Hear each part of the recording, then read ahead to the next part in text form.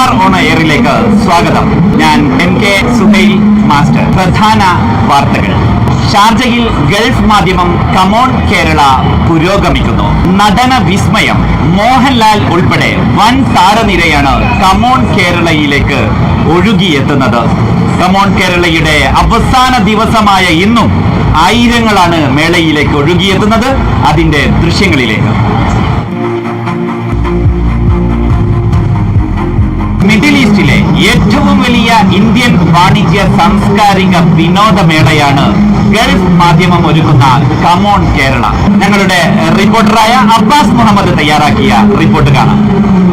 Come on കേരളയുടെ 7ാമത്തെ എഡിഷനാണ് Sharjah expo സെന്ററിൽ തുടക്കമായിരിക്കുന്നത്. മലയാളത്തിൻ്റെ മഹാനടൻ മോഹൻലാൽ അടക്കമുള്ളവർ ഈ മേളയ്ക്ക് എത്തുന്നുണ്ട്. കഴിഞ്ഞ വർഷം ഏകദേശം 2.5 ലക്ഷത്തിലേറെ ആളുകൾ പങ്കെടുത്ത മേളയ്ക്ക് ശേഷമാണ് കൂടുതൽ മിഴിവോടുകൂടി കമോൺ കേരളയുടെ 7ാമത്തെ എഡിഷന് തുടക്കമാകുന്നത്. ഇതോടെ ഈ വാർത്താ ബുള്ളറ്റിൻ പൂർണ്ണമാകുന്നു. നമസ്കാരം.